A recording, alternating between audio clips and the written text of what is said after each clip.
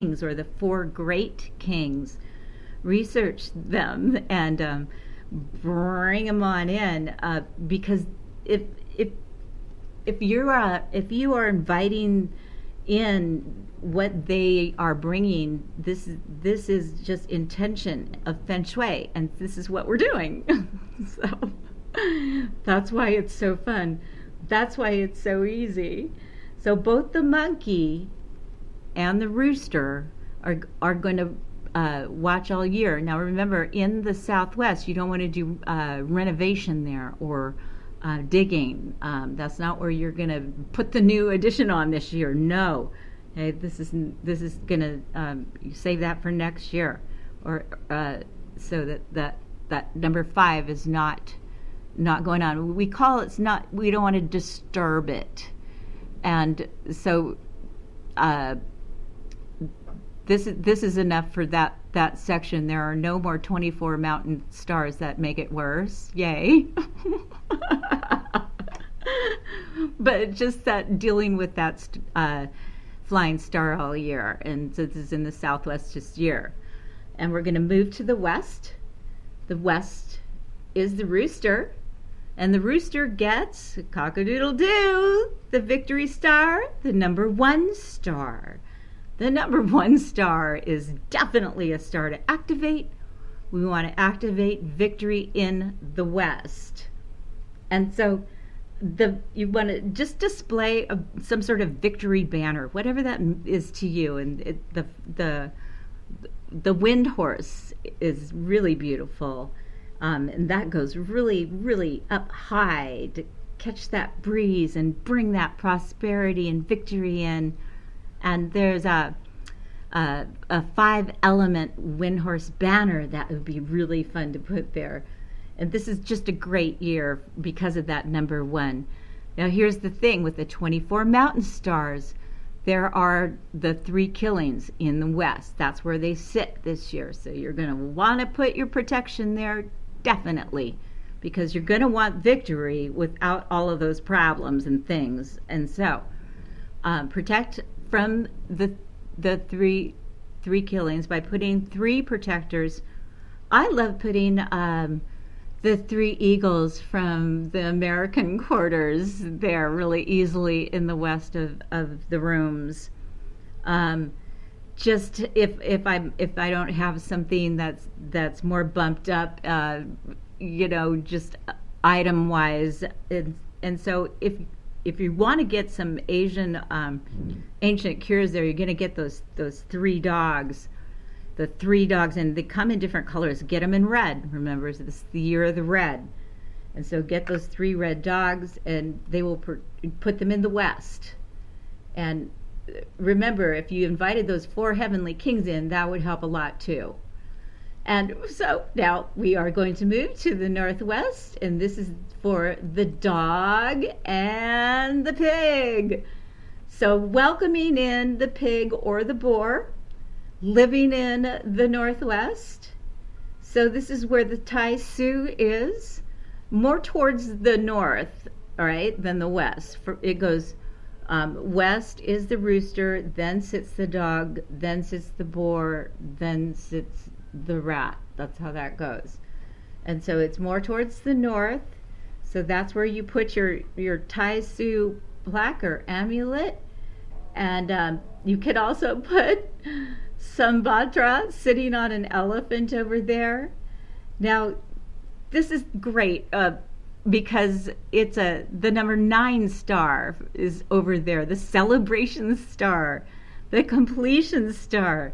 This is the happy, happy purple fire star in the Northwest for the dog and the pig. And so let's activate these things in the Northwest. This is great for the patriarch as well, because that's the patriarch direction. Yay for the dads.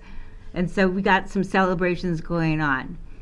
Now in the 24 mountain stars, we have on the dog is the yearly killings. So we're going to want to really, really put those cures definitely in the West and watch it. The dog self. Now, also sitting next to the dog is a small auspicious. So it's exactly like that. There are a lot of things that are going to be great, and so make sure that there's a lot of grace going on, and that there's a lot of forgiveness going on, and that those will bring a lot more peace and happiness. And now the boar is hosting the Tai Su, the god of the year. So welcome in. And, sitting on the left of the boar is a big auspicious star. So actually the boar is surrounded on one side by a small auspicious and on the other side by a big auspicious. And so, woo, this is a fun year for the little piggies. I mean, did I say that? And remember, these boar, they can be those ancient boars that live in the forest with the big tusks. Or they can be the pigs, just laying in the sun, having fun in the mud. And so it can be a year of doing either one of these things. You can get a lot done. And so just pay attention, because that number 8 is in the middle of the low shoe. And we went around the 12 animals with the low shoe in the 2019 year of the yin earth boar. Woohoo! Did you put your cures and your enhancements there? If you would like help, you can contact Pathfinder1111 at gmail.com, and we can set you all up for some good feng shui help, and we'll get a hold of you on Skype or however is good for you on your phone, and we can march around your house with you. We love doing that, by the way. Love looking into your house and helping you with your feng shui, and we would love to. And let's welcome in the new year. Welcome, Pathfinder. Woohoo! I did it. Thank you, Michiko. Aloha, everyone. Miedo chunku woksape. Wichasha, my name is Pathfinder, and it's good to be back with y'all for the new year here. We got the yin earth pig, the boar. So yeah, I would say an earth boar, except the yin is feminine, so maybe it's the earth sow. Okay.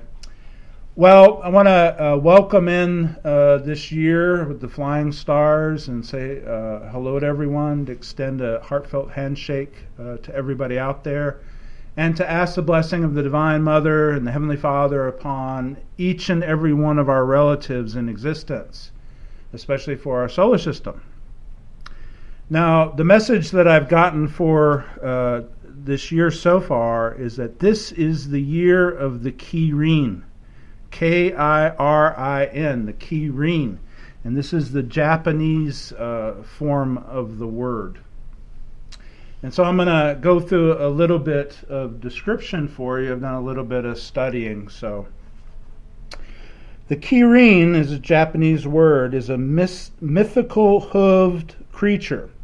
They use the word chimera, meaning that it has the combination of several different animals in its symbolism. So it's a mythical hooved creature known in Asia, said to appear with the imminent arrival or passing of a sage or illustrious ruler. So the Kirin is a fire, wind being. By wind we mean kind of cosmic being, because they actually prefer to live in the heavenly realms and just kind of visit the other realms here and there. And so both of these things, the imminent arrival or passing of a sage or illustrious ruler. So I expect arrival and I expect departure of these great people. It is a good omen thought to occasion prosperity or serenity. So the Kirin brings prosperity and serenity. In fact, later on, we actually see that the Kirin is very non-confrontational. They love peace. It is often depicted with what looks like fire all over its body, sometimes called the Japanese unicorn. The Japanese kirin looked more like the Sin-yu lion-like beast. Some later Japanese portray the kirin as having wings more like the sphinx. Now, the Sin-yu is a whole nother creature. They're more lion-like, whereas the kirin is actually more related to partially to the tiger. And the kirin understands justice and chooses peace. The Sin-yu understands justice and slays the beast. The kirin can sometimes be depicted as having a single horn or two horns or sometimes even three horns. And for this reason, they're considered a yang energy and a protector. Most notably, their heads, eyes with thick eyelashes, manes that always flow upwards, and beards. And so their hair flows up their face. The bodies are partially or fully scaled. They often are shaped like an ox, deer, or horse, and always have cloven hooves. By looking at the feet of these Asian mystical creatures, that's a big difference. And so the kirin has hooves, whereas the more dragon-like beings have claws. And this is kind of how they determine. Let's see, I'm moving down. According to ancient Taoist lore, although they look fearsome, the kirin only punish the wicked. So they understand judgment and they do go after the wicked. Thus, there are several variations of court trials and judgments based on the kirin's divinely knowing whether a defendant was good or evil, guilty or innocent.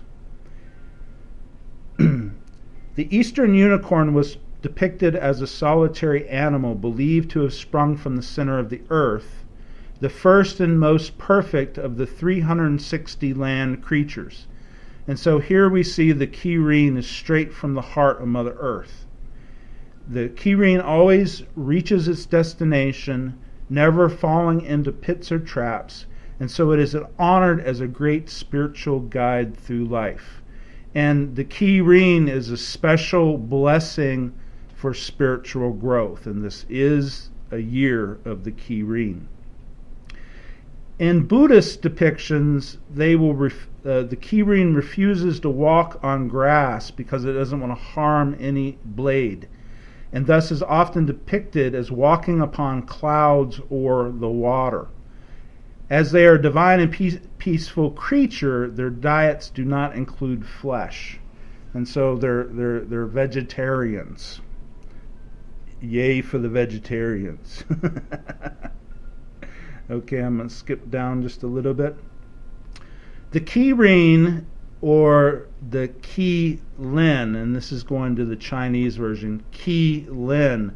And the Qi is male and the Lin is female, so they're a combination of the male and the female. And you see this also with the Qi Lin, who are the dragon horses, part of the dog group. Okay. So the kirin, normally shy creatures taking large detours to avoid confrontation, have a similar gazelle-like appearance and are solitary animals who walk with measured tread, although some say the kirin skips along. The male is called Qi, while the female is the Lin. Although it had different forms, its eyes are always intent and piercing. Okay, now I'm going to move to a different area. The kirin is one of the four celestial beings, and of those four celestial or supernatural creatures, we have the dragon, the phoenix, and the tortoise, and then the kirin is the fourth. It can stand in for the white tiger, and the kirin is considered chief of the hairy creatures, just like the dragon is the chief of the scaly creatures. Let's see. The Kirin, this is a little bit of a repeat, has the body of a deer and either has 1, 2, or 3 horns. It is the tail of an ox and cloven feet, sometimes with 5 toes. It is often white. From the number and the horn symbolism, and because it's thought to help bring sons to the family, you can assume that the Kirin is a yang beast. It can be used as a defensive guard against the entry of bad influences at the front door. I have seen Kirins gracing the reception desks of some grand hotels like Hong Kong Mandarin Oriental, where they're used to face the main door. A more recent adaptation by modern feng shui practitioners is to use them in high-rise apartments to deflect the sha qi from other buildings. They have the advantage of being deployable inside rather than outside the window, as in the case of the bagua mirrors. Climbing out of a 50th floor window to place a bagua mirror has the potential to cause more bad luck than it might ever deflect. By the way, one of the best places to find a good picture of a Kirin is on a bottle of Ichiban Kirin beer. And so that's a little bit, I was able to do some research. It's not that easy to find material, but a couple of the ancient kings and sages were graced by Kirins in their palaces, and this represents once again truthfulness and a desire for holiness. This is the year of the Kirin. Now the Kirin carries with them the rainbow colors shimmering through their flaming scaly bodies, okay? But remember, they're also hairy, okay? So even though it looks like scales to represent the fish, it's actually a hairy being like the deer and the ox. In fact, when I was doing my research, they were, on the Japanese side, they were talking about the 9 dragon. And this is one of the feng shui Shinto beings of Japan. And it was describing each of these 9 dragons. And then on the Chinese side, it was talking about how you have all these different mystical creatures, and it's largely because the dragons are sex addicts. And if they mate with an ox, you get this. If they mate with a horse, you get this. If they mate with a deer, you get this, and so on. And so this is the reason why on the Chinese side, where we have the Qi Lin, there's much more of a dragon influence in their iconography. There we go. In their iconography. And in the Japanese, you have, in my opinion, the true beast, the true heavenly being, one of the great teachers, like the centaurs.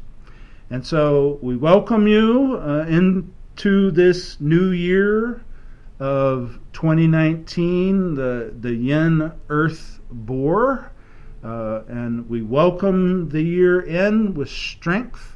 And we're glad that we're broadcasting Aloha Healers Network. There will be more to come. So remember the Kirin and holiness and peacefulness in this year.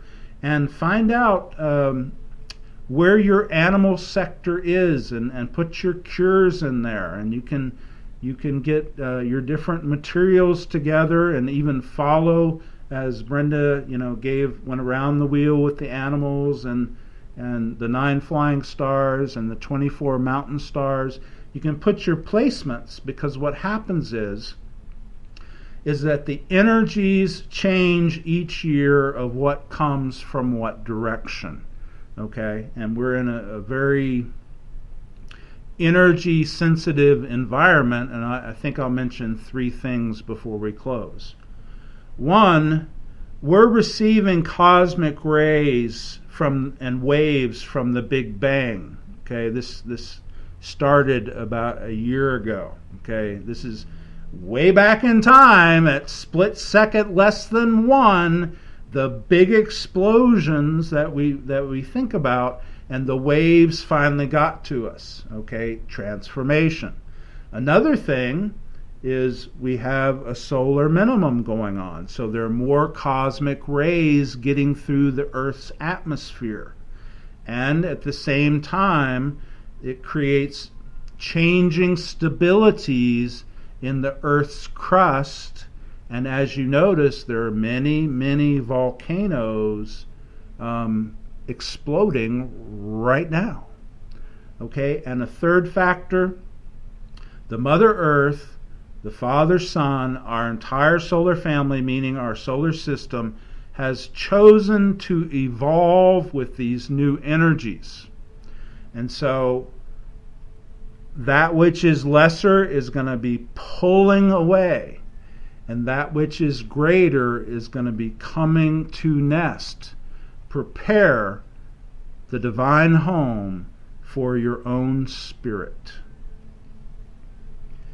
Ina ajio he wane yang te ni tong kashi la he wane yang te lo ai ina ajio he wane yang te lo ai ina ajio he wane yang te ni tong kashi la he wane yang te lo ai ina ajio he wane yang te lo ai Aloha!